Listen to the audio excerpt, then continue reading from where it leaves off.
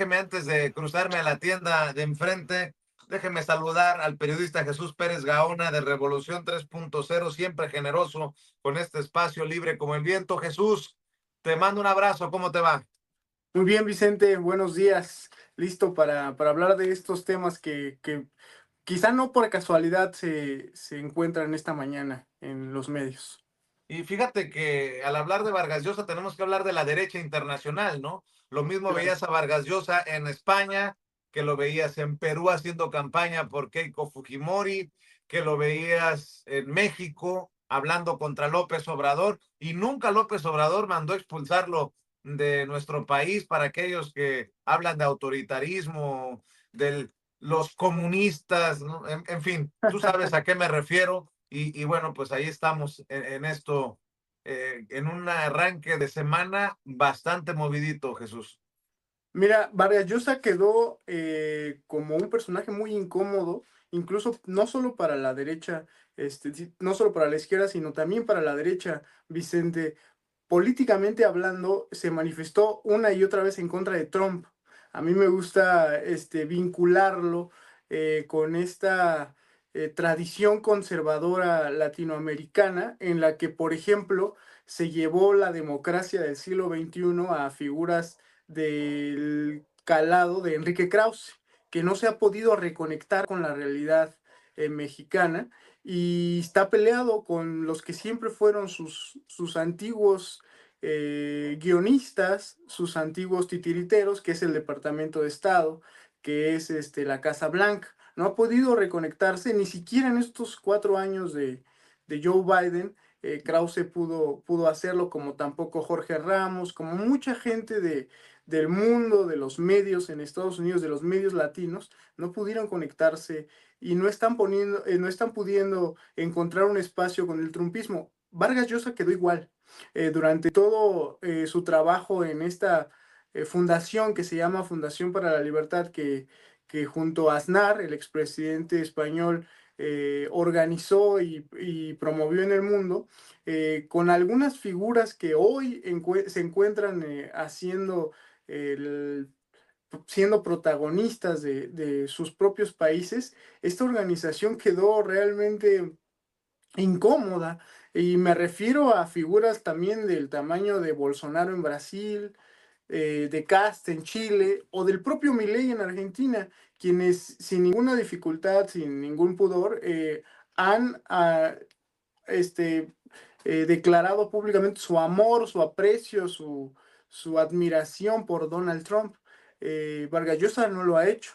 Y agrego a toda esta fórmula otro nombre que también esta mañana está, por lo menos en el spotlight de la gente que toma en serio la situación de los expresidentes mexicanos, que es Felipe Calderón. Felipe Calderón llega a España, recordemos, gracias a la intervención de José María Aznar y del propio Vargas Llosa, quien le tienden la cama en el país ibérico para que pueda encontrar un refugio luego de la llegada de Andrés Manuel López Obrador a la presidencia en 2018, sabiendo, anticipando la cola larga, todos los expedientes que tenía pendientes, no solo él, sino a quien muchos aseguramos que era su jefe, Genaro García Luna, narcotraficante ya con una sentencia en Estados Unidos.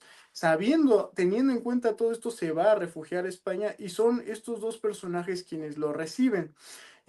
Particularmente en el caso de Vargas Llosa, yo creo que nuestra generación, Vicente, ya no tiene otro camino más que valuar su literatura a través de sus acciones políticas. Tendrán que ser nuevas generaciones que lo lean, los que puedan encontrar ese valor literario sin que lo ensucie su para muchos despreciable camino por la política. Quiso ser presidente del Perú, no lo olvidemos, y nunca dejó de lado todas sus posiciones conservadoras que lo llevaron a varios países, como lo recuerdas, a promover la peor de las agendas, una agenda intervencionista, una agenda siempre al servicio de los intereses también de la Casa Blanca, hasta la llegada de Trump, insisto, y que, por ejemplo, tan solo en su país, en Perú, para nosotros es indignante que respaldó a Dina Boluarte,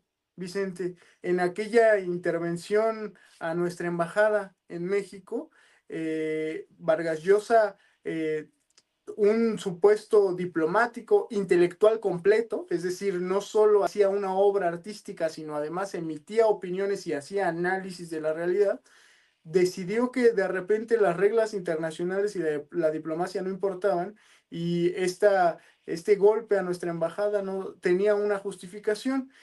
Poco antes de eso, respaldó a Boluarte en todas las acciones en contra de Pedro Castillo, a quien Vargas Llosa, de una forma con un tufo aristocrático, llamó este, analfabeta, ¿no? Con este tufo clasista que vemos, por ejemplo, en algunas intelectuales mexicanas que llaman a políticas mexicanas malolientes, con ese tufo, con ese mismo tufo racista y clasista, se refería más de una vez Vargas Llosa al expresidente Pedro Castillo, y también en su mismo país, para entender la proporción de que no solo era con otros países, en su propio país, Perú, respaldó el regreso de los Fujimori al poder cuando eran condenados públicamente por sus actos de corrupción e incluso de crímenes de lesa humanidad y otras linduras que los Fujimori arrastran. Para su mala suerte, Vargas Llosa, o por lo menos para nuestra generación, quedó en una posición en la que no podríamos decir que lo beneficiará en el futuro, quizás solo si separamos, como no pedía Mario Benedetti, el poeta uruguayo, a Vargas Llosa hay que leerlo y no escucharlo, lo condenó Mario Benedetti.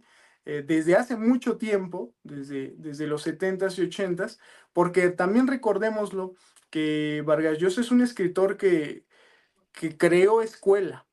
Pertenece a lo que la academia llama el boom latinoamericano, cosa con la que él y a algunos de los implicados no estaban de acuerdo, pero la academia lo encuadró en este movimiento latinoamericano en el que estaban, desde luego, el colombiano Gabriel García Márquez, que también ganó, todos lo sabemos, el Nobel de Literatura, estaba el argentino Julio Cortázar, estaba nuestro mexicano Carlos Fuentes, y desde luego estaba él, representando a una ola que al mundo supuestamente le gustaba, para entender la realidad de estas tierras. Sin embargo, con el tiempo, muchas de las posiciones políticas hicieron que los cuatro quedaran como aquí en el Monumento a la Revolución. Los cuatro revolucionarios que están ahí quedaron enfrentados uno con otro, pero la historia los une una y otra vez. Gabriel García Márquez, Julio Cortázar, respaldaron la Revolución Cubana, y al final Carlos Fuentes se desprendería de este, pues quizá también no le dio la vida, pero se desprendería de este populismo de derecha que fue ascendiendo en varios países latinoamericanos para contrarrestar el socialismo del siglo XXI, con el que sí se casó, como lo decía antes Vargas Llosa. Incluso su hijo Álvaro hoy es uno de los representantes de Milei, del discurso de la ultraderecha fascista en el mundo, de Vox, por ejemplo, para poner un ejemplo, donde quedó el propio enredado, el propio Vargas Llosa, aunque está peleado con Trump. Las obras, a mí me gustaría, sí, soy de la idea de que para contrarrestar a un escritor es a través de la literatura misma. Un mal libro se combate con un buen libro. Así que muy pronto las novelas de Vargas Llosa se hicieron famosas, populares, se leyeron mucho desde los 60s. Hablo de Los Cachorros, hablo de Los Jefes. También la última, según el consenso general, que es la del 2000, ¿no? La fiesta del chivo, y también Conversación en la catedral, son novelas que son imprescindibles para entender no solo la realidad peruana, sino también el contexto latinoamericano en el que estos entonces jóvenes entendían el mundo al que despertaba la propia América Latina. Pero creo que para contrarrestar a Vargas Llosa y su buena literatura, es bueno leer, por ejemplo, también El Destino los acabó uniendo. Ayer, 13 Vicente, se cumplieron 10 años de la pérdida de Eduardo Galeano, ese enorme de la literatura uruguaya, que escribió un clásico que al final él decía que era como su Mafalda, Las venas abiertas de América Latina. Yo tengo en este momento, recomiendo Patas Arriba, la escuela del mundo al revés, que podría ser una buena lectura de haber, después de tener a Vargas Llosa en sus manos.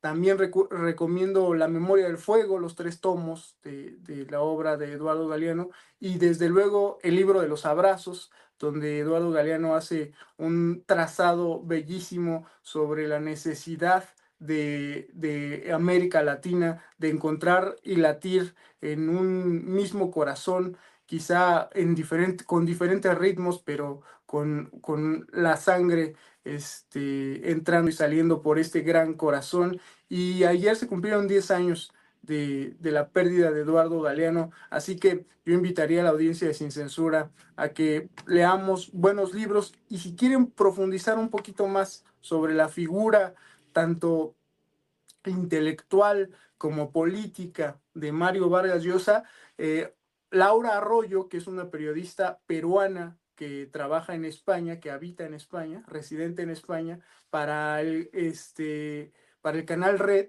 escribió una editorial muy buena, muy interesante sobre Vargas Llosa, que se la recomiendo que le den un vistazo en sus redes por ahí, Vicente. Pues mi querido Jesús, te agradezco como siempre tu participación en este espacio que también es tuyo cuando así lo consideres. ¿Y por qué no cerramos invitando a la audiencia a tus esfuerzos independientes alternativos? Claro que sí, Vicente, pues los invitamos a que nos continúen dando su preferencia en Revolución 3.0, donde hacemos nuestro esfuerzo. Por cierto, te iba a decir que me dio mucha risa el chiste de Daniel sobre Felipe Calderón en el baño, y lo voy a retuitear eso, está muy chistoso.